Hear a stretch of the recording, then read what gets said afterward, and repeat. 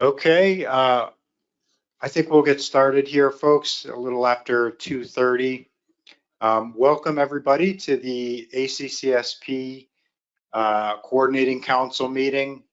It is our job to catch us back up after the Marathon Striped Bass meeting, so I'll do my best to do that.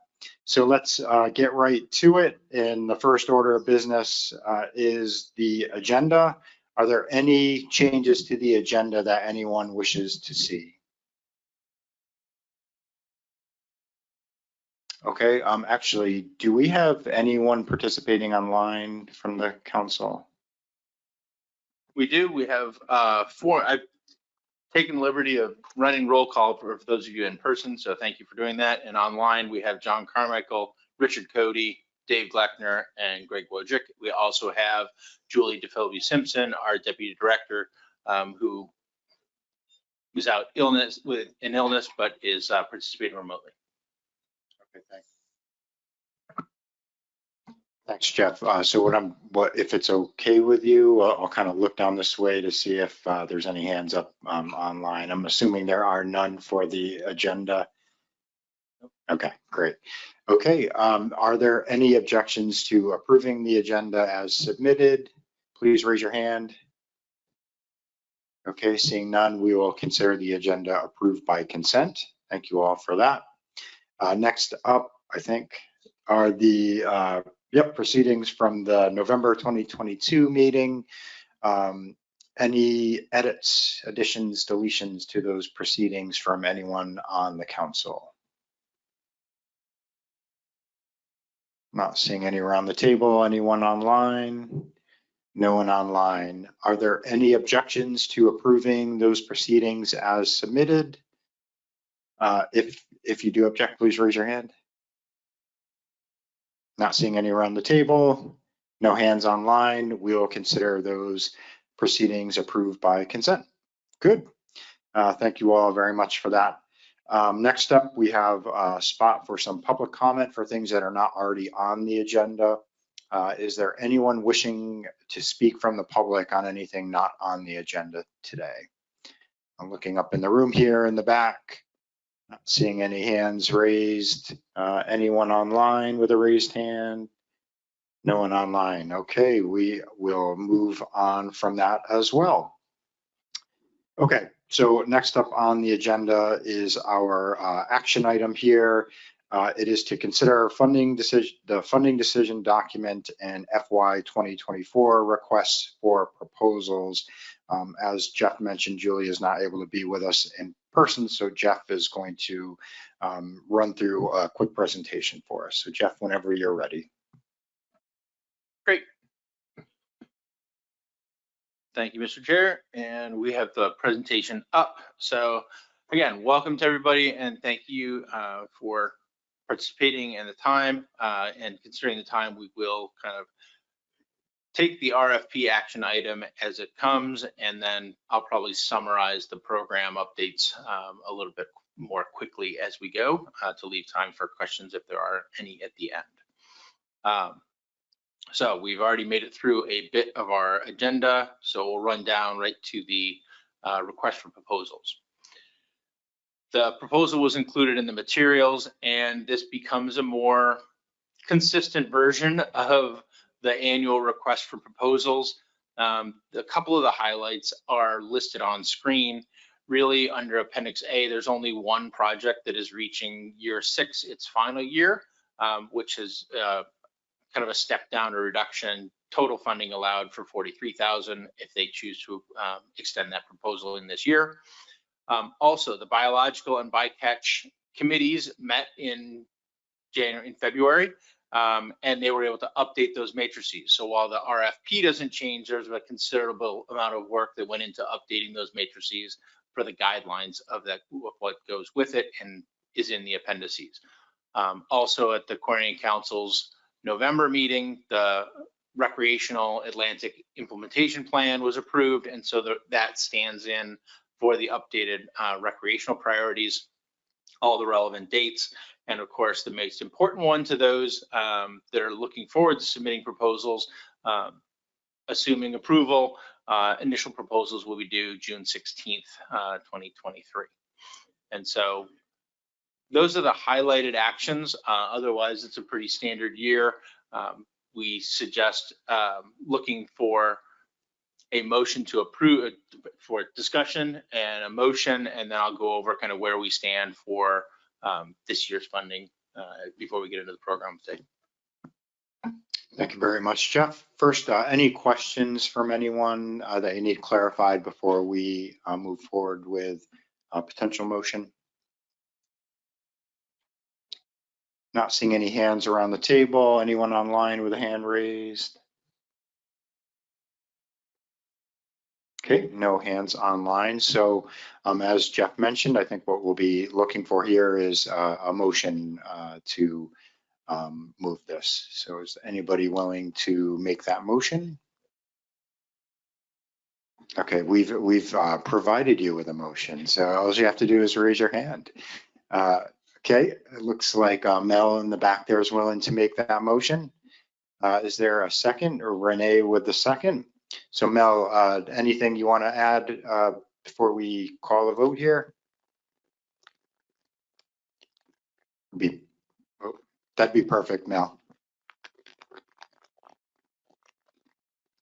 Hang on one second, Mel. There's an issue with the microphone where if we both hit it at the same time, it won't run. So it didn't sound like it was working.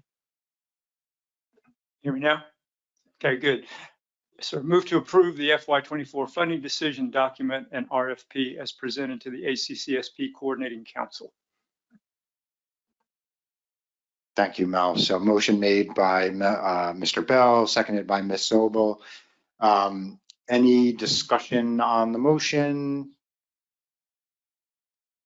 No hands around the table. I'm guessing no hands online. It's just a guess. No hands online. Great. So I think we are ready to call the vote. Does anybody need to, most of you are sitting by yourself, so I don't even know who you talk to. Yeah. All right, let's go ahead and call the vote. All those in favor of the motion, please raise your hand. Okay, we got 17 to approve. Any opposition, please raise your hand. No hands raised. Any abstentions? Any null votes? Okay, motion passes. Very good. Thank you, everyone, for that. Okay, next is the funding question. What? Okay, Jeff, whenever you're ready.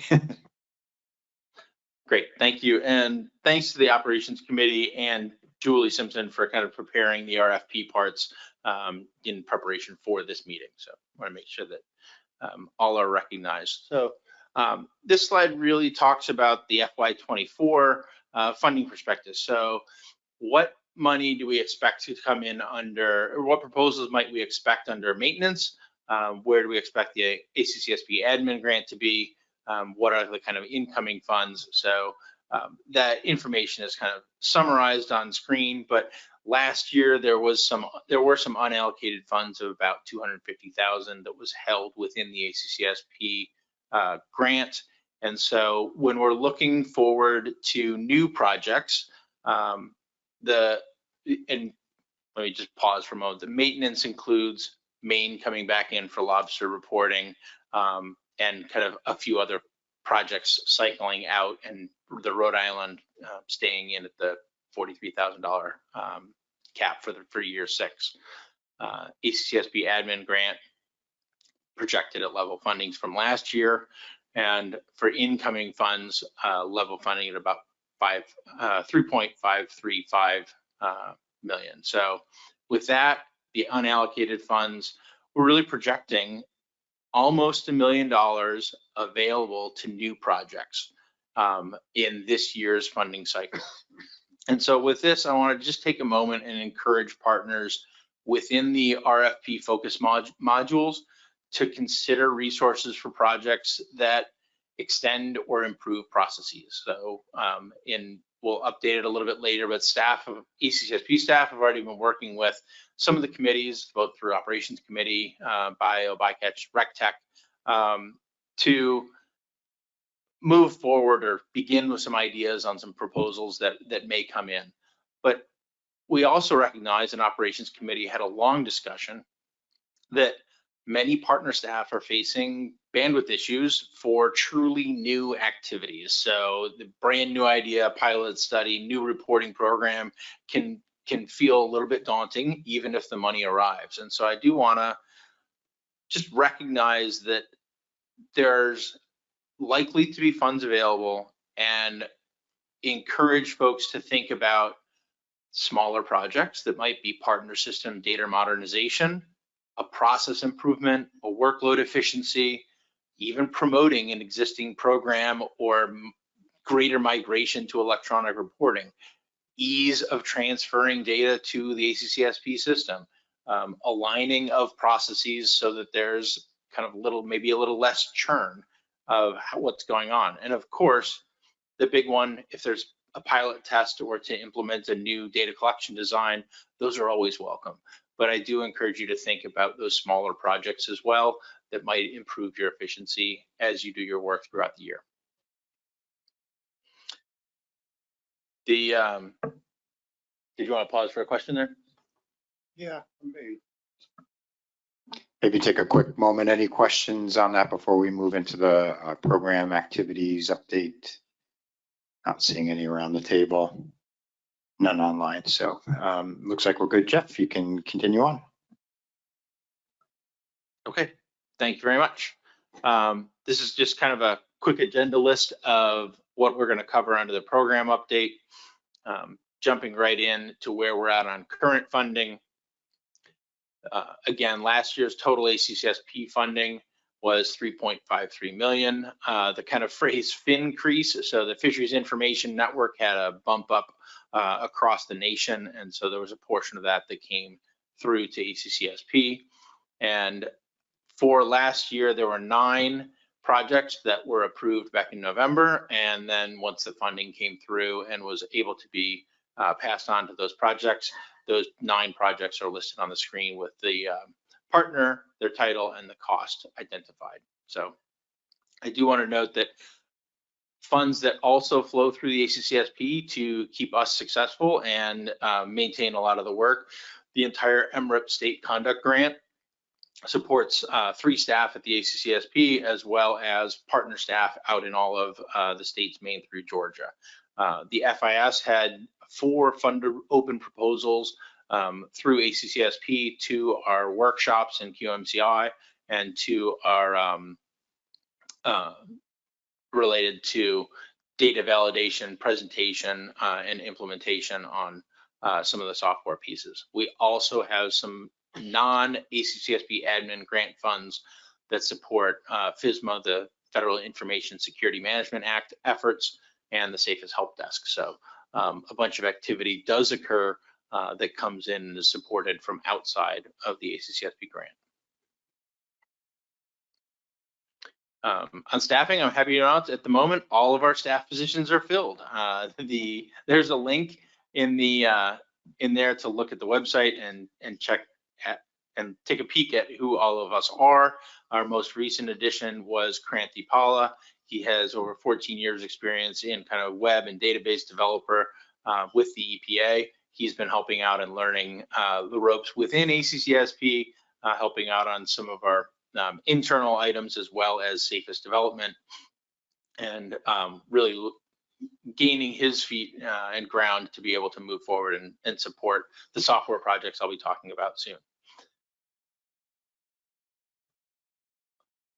Couple of major workshops. So of course, Coordinating Council has been talking about the accountability work group for several years now. They had 9 recommendations when they met a while back. Those are really focused on creating opportunities to share knowledge, enhance communication, increase the visibility of metadata, and really standardize the automation of data validations. And so that last point leads to a workshop that Julie Simpson and Heather Power are running next week down in Charleston. This is a FIS funded activity to really scope across the ACCSP partners what are the data auditing and data validation needs of the partners, determine what data validations are common, what can be done at entry, what maybe needs to be done as a follow-up audit after the records have been submitted. And the main intent of this workshop is to develop a requirements document to then hand off to a programmer. We have both the funds already in hand from FIS to do that software work, as well as a contractor and staff identified to follow through on that. And so that's really where this is going after the workshop, is to begin working on SAFES e-trips for additional validations. Again, there's a bunch of flexible fields, how to do both the field and data range type validations within the software and the API. So how to automate that and give the fishermen or the app users immediate feedback of what fields are right or what fields might need adjustment in their logbook reports while they're right there and remembered in that moment. Following the actual validation workshop, Julie's planning the accountability workshop for ACCSP partners. This was an ACCSP funded activity, and it was part of one of the proposals that came through the Coordinating Council last year. This one's really about comparing data collection programs, the audits, the combination of the trip and the dealer reports, and a really implementation of technological advances. So the intent there is to identify gaps in metadata and scope approaches for closing those gaps, and really move forward on documenting those processes and combining data from various sources. And one item is the ACCSP data warehouse for commercial data, and also working with GARFO on the CAMS, the catch accounting monitoring system, and those types of activities. So that will be a workshop coming up in the fall. Moving from program to some software project status, the top two are items that have just been completed and released, so we're excited about that. So one item is customizing the partner species lists as presented in SAFES. Now, this one might be a little bit harder to explain, but by splitting out which species lists are presented to the users by trip type and by partner, this means if it's a commercial trip, if it's a recreational trip, if it's a for-hire trip, what are the valid species combinations? What are the valid species combinations in dealer reporting? The end run is by customizing those lists, you shorten the list that are available to each user. They make better choices about what those options are, and it improves kind of what questions we're presenting to the folks on the water as they're entering their trip information. And it included changes to the catch reporting systems and the backend processing in both eTrips online and eTrips mobile. So what sounds like, ooh, we're changing species, really had a pretty deep impact in different places. The lobster vessel trip viewer has another slide on that, but really that's identifying from the lobster board meeting yesterday, the lobster vessel tracker and trip viewer, and being able to put that into production, which is now released as of last Friday. Some of the upcoming things on this slide before I jump back to the lobster vessel tracker would be, we're spending a lot of this year developing the participant and permit registration tracking. That is a necessary component to identify the fishermen, the vessels, the businesses, the partnerships, and it's really the ability to connect an individual to an entity, and that entity would be the individual business or a partnership, that entity to a permit, that entity to a vessel, and of course that permit to a vessel. All these combinations and the mixing and matching of them really identify what records can be shared to what individual at what time. And so identifying the participants in the fisheries is kind of an important step, and this will change the underlying structure of how eTrips and electronic dealer reporting function. It will be more transparent to the end users, but very helpful for us in data management and long-term data storage. And then moving forward for next year's development, the safest electronic dealer reporting is set for redesign. We'll be doing staff work in 2024, hopefully to release that in January 2025. So that again is the alignment of file upload, the online app, the mobile app. And so getting all of those pieces working and to be released to the public at the same time so that our data reporting standards are aligned no matter how the data come in is an important step, and will take some coordination. I think, did you want to pause for a question here or keep going? Yeah. Go. I guess I'm guilty of some brutal body language. My question has to do with the lobster tracker and the EVTR requirement that NIMS is in the process of requiring. I know that the lobster tracker information is eventually supposed to line up with the federal electronic VTR report. And I'm wondering, Jeff, if you've had any opportunity to sort of weigh in to the powers that be to accelerate that rule, because I know we're already collecting the data, and in the absence of having that linkage, it's kind of it's a problematic gap. So I don't know if you could speak to that. I haven't been able to change any of those timelines. That's still slated, as far as I've heard, for December. But it's a good question to lead us to our next slide. And so thanks for that. With the combinations, the piece that ACCSP was asked to participate in was the track viewer application. This is a confidential application available only to state administrators, ACCSP staff, and it connects the idea of where the location pings happening and what the electronic vessel trip reports are doing. And so one of the benefits of this system, which has now been put into production, is the pings that occur on the vessels go to those tracker vendors. They push that information to an ACCSP database, and then the electronic trip reports, whether they're submitted through Garfo's Fish Online or whether they're submitted through the Safest eTrips application, we and ACCSP and Garfo share those EVTRs with each other. I want to say it's more than daily, it's hourly, or as they happen really. So we have the EVTRs when they happen, we have the pings when they happen.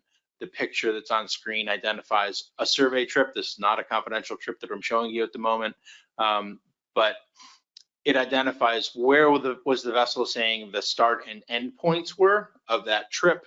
It shows the pings, and that black line in the graph is identifying where there maybe was a transit point where the state administrators can look at it. So the technology is in place to have the devices placed on vessels, have those location pings submitted to the database, to have the logbooks linked with those pings, and to show that to the state administrators. At this point, it's really at an implementation phase of putting those devices on the vessels and having the electronic VTRs coming in and kind of watching how this goes. I think Tony said yesterday there's about 200 vessels that have them installed already, and I'm in danger of getting it wrong, but I think it's about 3,000 total that it's going to.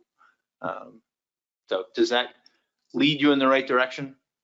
It does, and I just ask that if you have an opportunity, and as the ACCSP heavyweight, if NIMS is asking, we can't get that fast enough because our staff are going to have to find a way to link those tracker information to the actual trip attributable to lobster, because it's going on vessels that have federal lobster permits to authorized to fish traps, but they may be scalloping, or they may be fishing long lines or something else, and we just want to make the data as clean as possible going forward for whales and for wind and all those other reasons that this information is going to be so valuable. Thank you. I'm getting a note from the field. Thank you, Barry Clifford. The current EVTR implementation plan is August 1st, and that might get delayed depending on what happens in other areas of the approval process.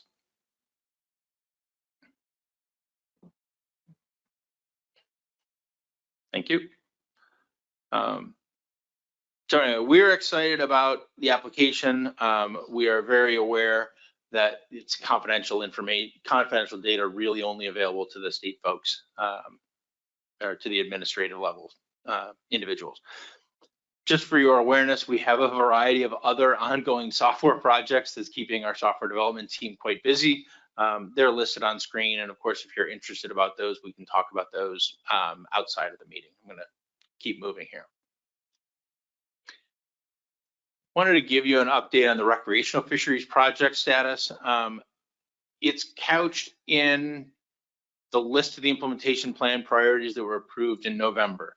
So those 6 priorities exist. I'm going to at least take a moment and appreciate that when MREP adopted the hybrid approach to these regional implementation plans, they maintained that MREP is the lead on survey design, estimation, and providing funding. The regional and state partners identify priorities, conduct the field surveys. So for us, that includes Maine through Georgia, the APIS dockside sampling, the for-hire telephone survey, and then there are a few states that do large pelagic sampling and catch card in their regions. The implementation teams then coordinate regional needs and recommendations. And this focus on partnership has been great this year. MREP partnered up with us and we did a joint release and common messaging of the Atlantic implementation plan and really was appreciative of that partnership.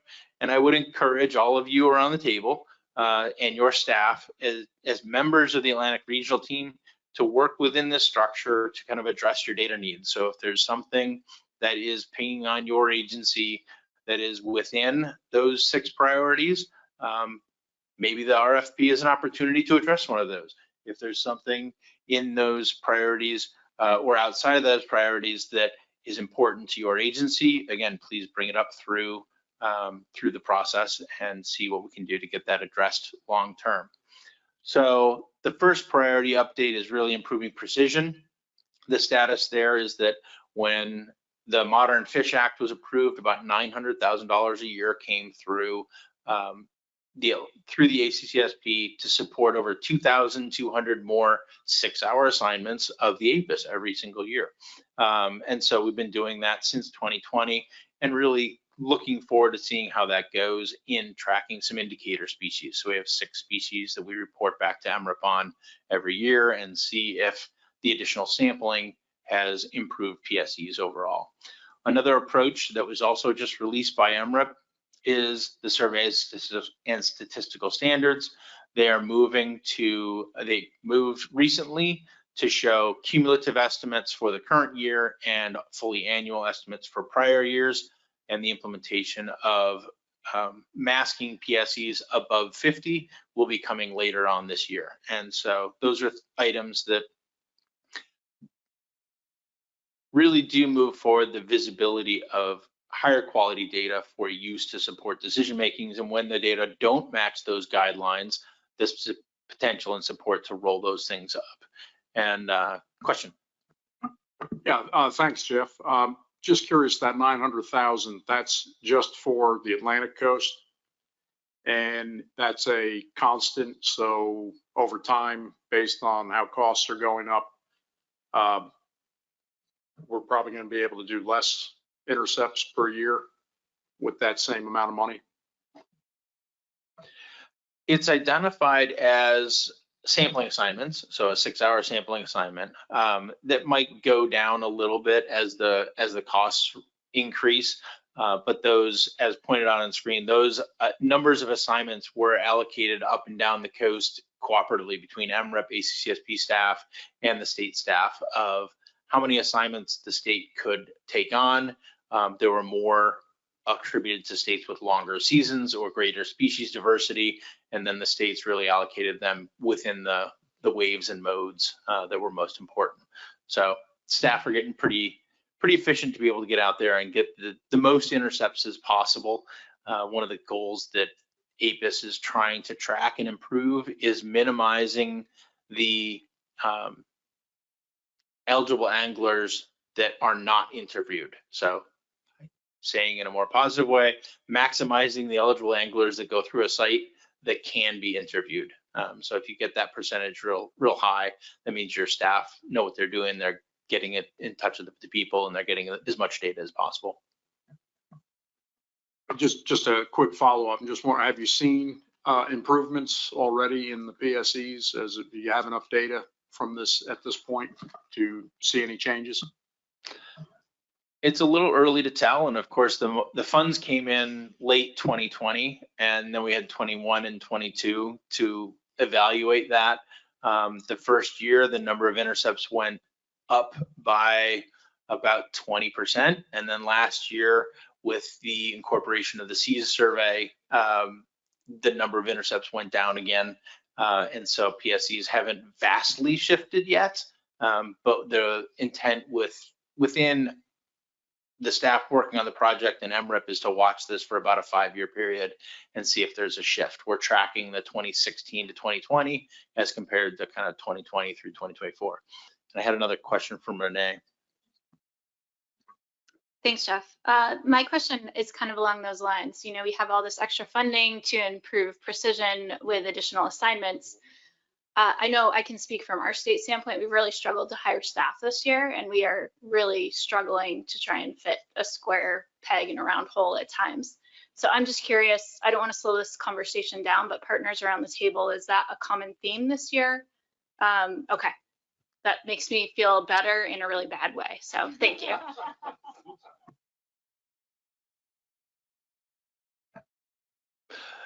It's a fair point, and it has been a concern for 2+ years.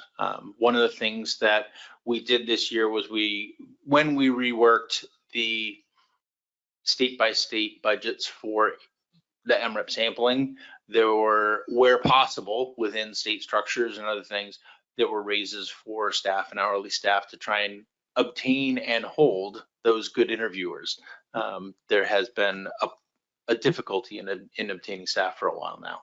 That's one of the measures that, at least what we can do from the middle, supporting the salary increases and the hiring processes that they're able to do. Another thing is that we're doing some work on training videos to be able to use it and distribute some of those staff training tools to make folks a little bit more efficient. Yeah, and a big thank you to the commission staff for helping give the states a little bit more flexibility when we often have very little within our own systems. So thanks for the help with staffing that way. We're all glad to help out. One more hand, Brandy. Hi, yes. So we have been trying to get a little bit of clarification on the cumulative stuff, and I think we've been having a hard time finding that. So for the cumulative estimates, is that only what gets posted on like the MRIP query tool for the public to be able to access, or is that also going to affect us as states trying to pull the data by like wave at a time?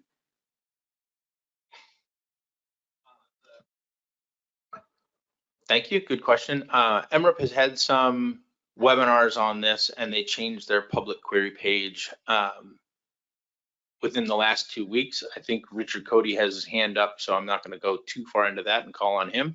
But as a partner in the MRIP data collection, the ACCSP public pages soon will probably match the public query, the MRIP public queries in terms of cumulative estimates.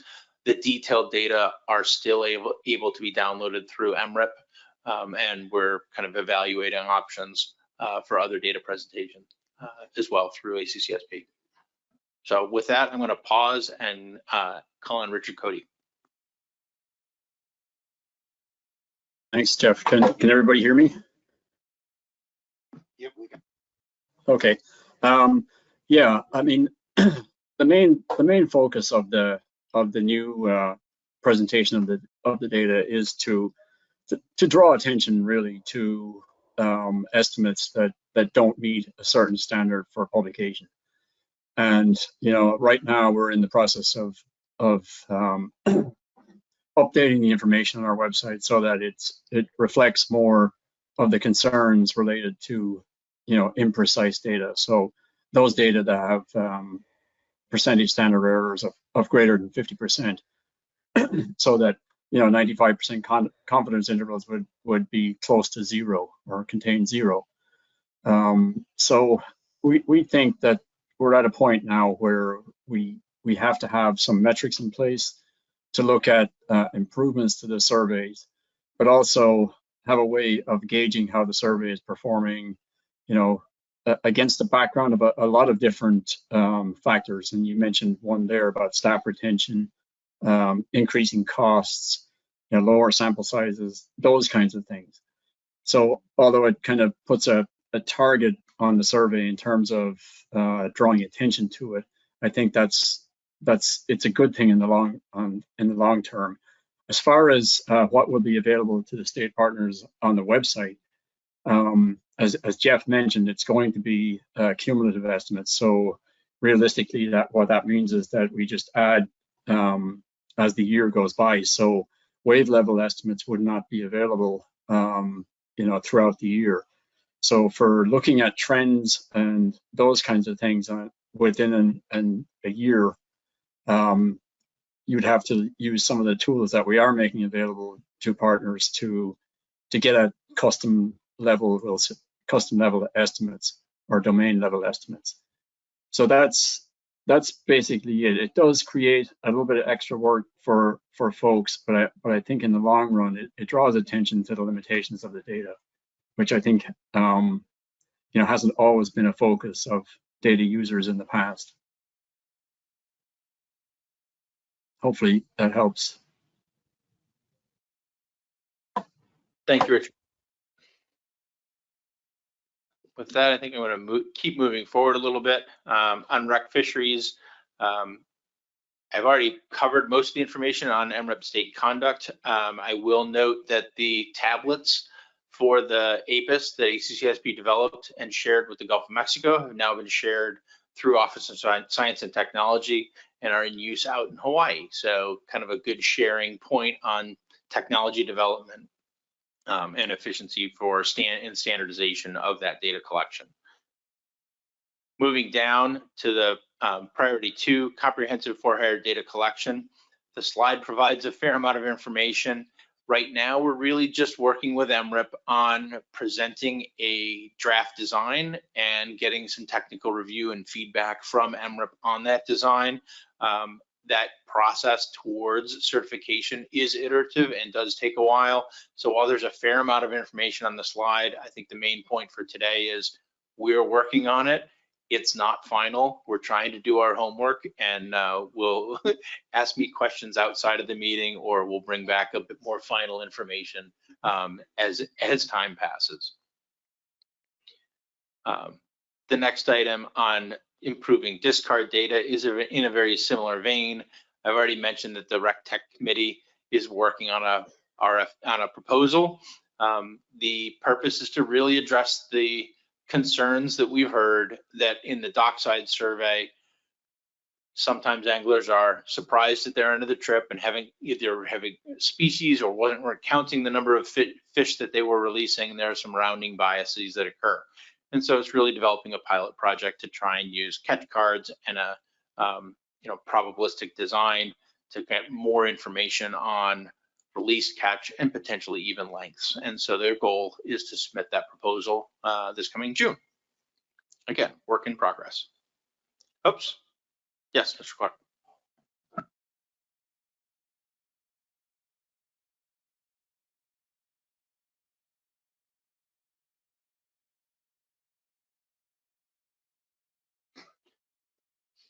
Yes, the intent is, as they develop the design, would be to hand out a card at the beginning of an APIS assignment and have anglers fill that out and either return it at the end of that day. So a big part of the idea is survey selection of the anglers so that then the information could be expanded after the fact. But we're working with MREP on that design. We're working with the state members of Recreational Technical Committee to kind of define the best scope of that and what states it would be piloted in. capturing lengths is definitely one of the intents that they're after. Being able to get length of released fish from private trips would be a benefit.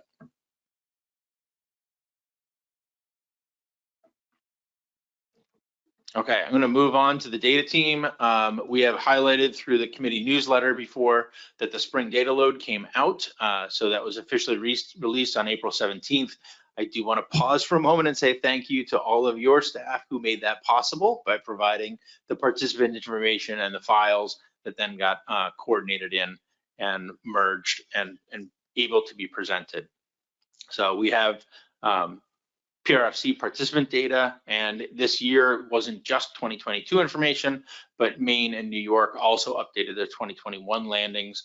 And just want to remind folks that this spring data load, while a product of ACCSP, is shared directly with NOAA headquarters, GARFO, Southeast Fisheries Science Center, as the base layer, as a consistent source of their public landings queries. And so to us, this is a really big deal because it supports things that when people come to ACCSP or they go to one of the other partner websites for what are the Atlantic coast landings. So we're excited about that. Items relevant to a commission meeting week, the data team are supporting this list of species for either a SOC assessment or an FMP review or a technical committee working group. And so this has been discussed as a pretty high workload to get the species work done, validated, work with the states, and get the stock assessment process moving forward. And there have been some, of course, discussed lags with still reaching out of the COVID timelines of being able to get assessments done. So a lot of work going on within the data team there. Moving on to the next slide, 2 data warehouse projects that are going to be released next week.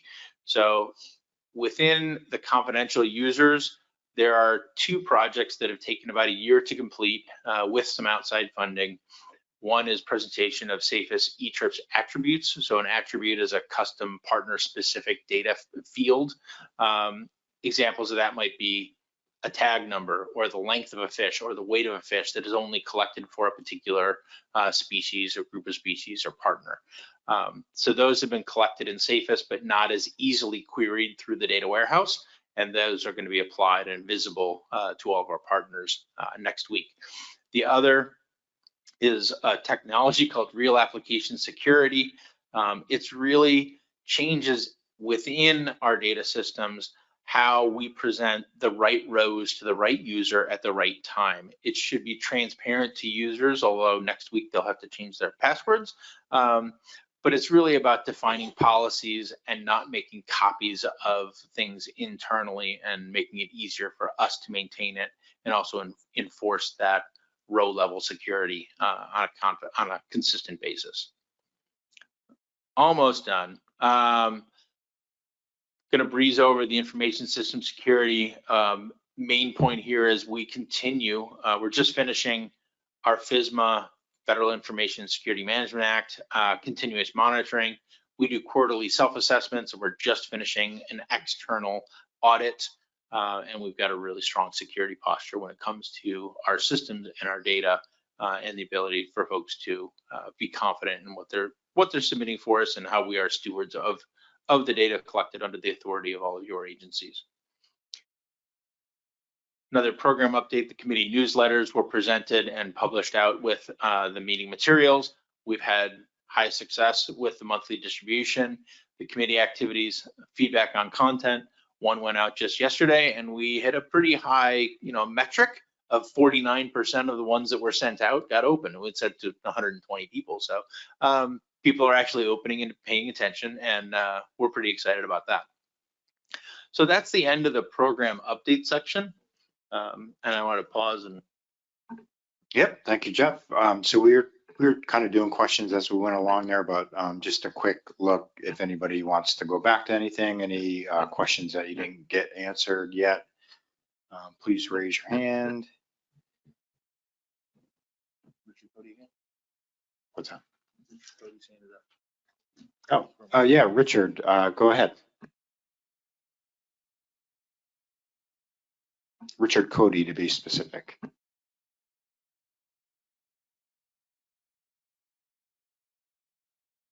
Okay, I'm unmuted, thanks.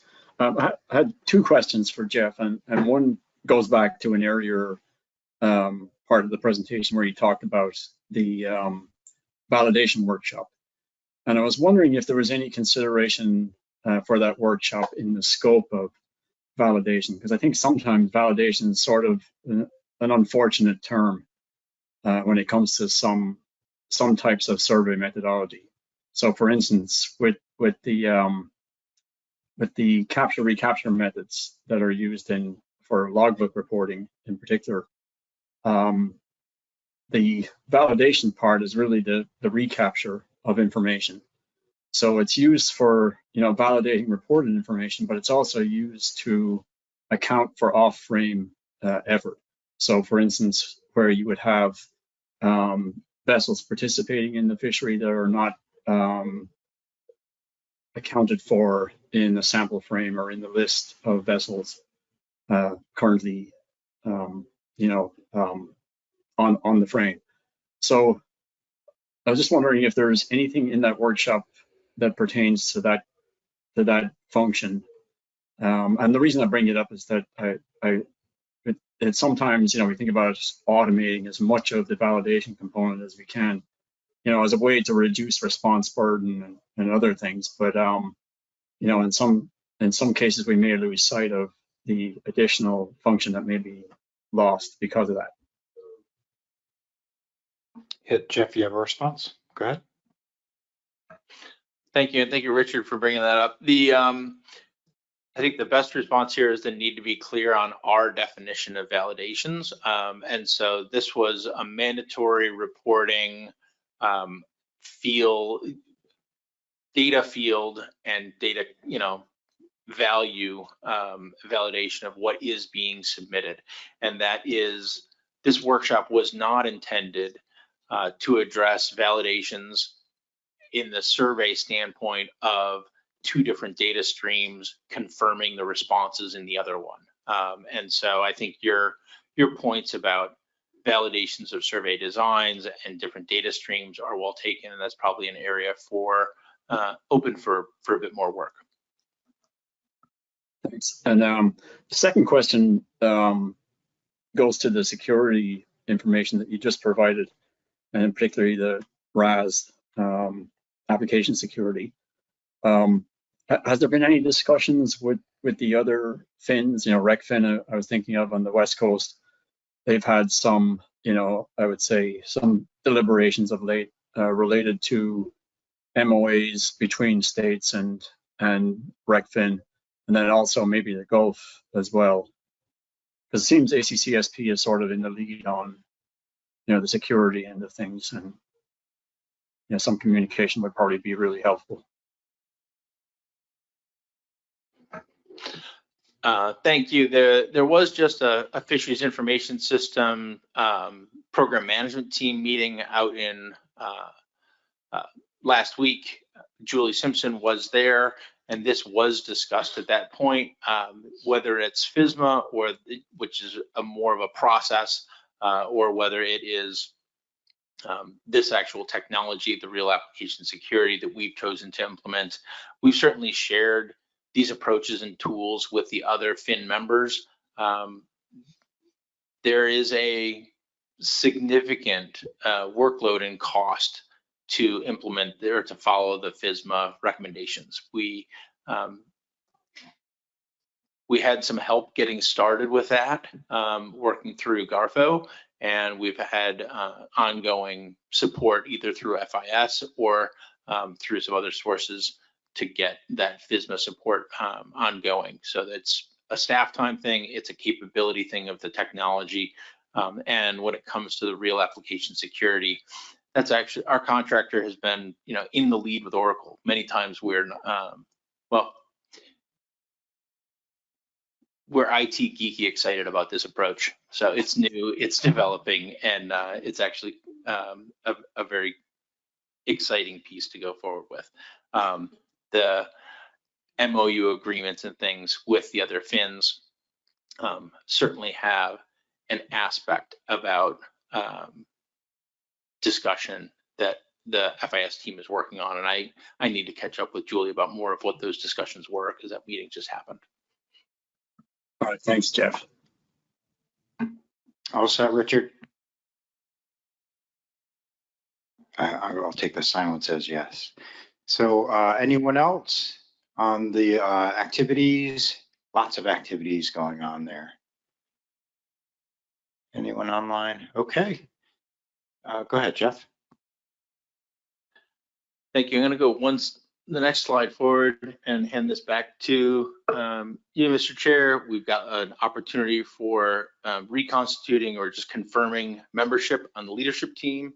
And as we get to this, I did want to note that and welcome Carrie Kennedy to the Coordinating Council. I should have done that at the beginning of the meeting. I apologize. But Lynn Fagley has appointed Carrie to be the Maryland member. And so at this point, turn it back over to our chair. Thanks, Jeff. Actually, I am going to go to, you okay? Okay. All right. Well, hang on 1 sec.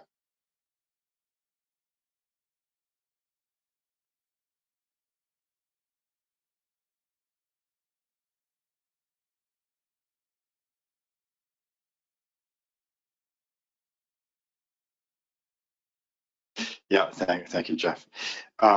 So up on the screen there, you have the list for the leadership team. We had the open spot that Jeff just mentioned. There's one nomination, Carrie Kennedy, who's sitting with us today. So we've got one nomination. What we wanted to do was just look around the table to see if there are any other nominations for that position. For the Mid-Atlantic State position. If you do have a nominee, please raise your hand.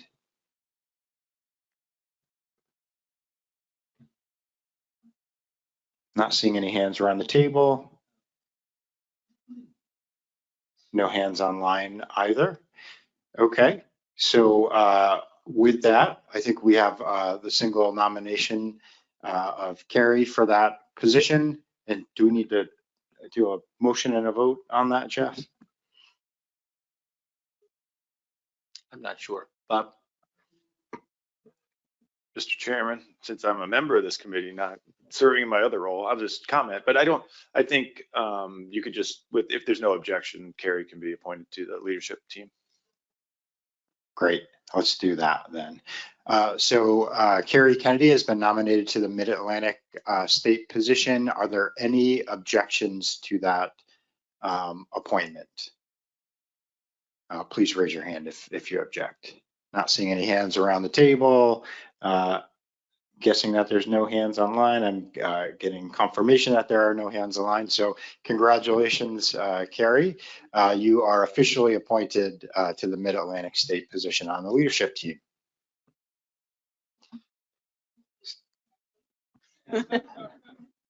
Oh, it's great. Jump on in, the water's fine. Jeff, it looks like you maybe have something else. Yep, thank you. I just wanted to take a quick moment and recognize Lynn Fagley's contribution to the Coordinating Council. She's been a member of the council for as long as I can remember, but she served as chair from 2018 to 2020, so that included a bonus year. We'll call that. But anyway, she's really helped ACCSP and been integral with her to move forward on many leadership issues, including the ongoing data accountability work. And so, Lynn, thank you for your contributions. Thank you for your mentoring. Thank you for your friendship. We're glad to have you passing the torch and your contribution. So again, thank you. Round of applause for Lynn.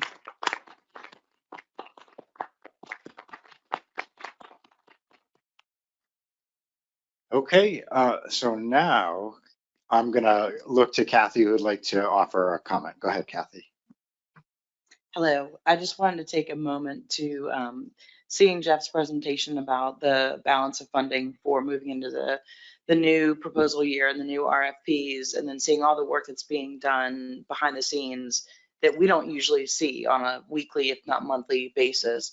and remind ourselves. I just randomly went back and looked in some of my folders to see, what portion of that money was going to new and maintenance. And I just kind of wanted to mention it because I think we need to take a moment to really appreciate how far this program has come in the last 9 or 10 years. So back in 2015, we promoted almost $1.5 million just in maintenance proposals. And the idea came up and people made sacrifices, programs made sacrifices to cut back their budgets and do this transition plan to rolling them off for years 5 through 7. And now we're looking at only potentially 600,000 K being requested for the maintenance budget. And the admin budget has grown, and that's because we're doing a lot of work. And I just want to take a moment and really comment on that. And it's a really big deal. And for especially the programs that took those reductions to their budget and didn't know how they were going to do it and still be able to make these steps forward it's awesome. That's just the best word I can have for it. So thank you to the program. You guys are doing a really good job. Oh, well put. Thank you, Kathy. All right, with that, it takes us to the end of our agenda. And so I will look for a motion to adjourn. Made by John Clark. Is there a second? Jeff Brust. Any objections to that motion? Seeing none, we are adjourned, and we caught you right back up, Bob. We'll start the Shark Board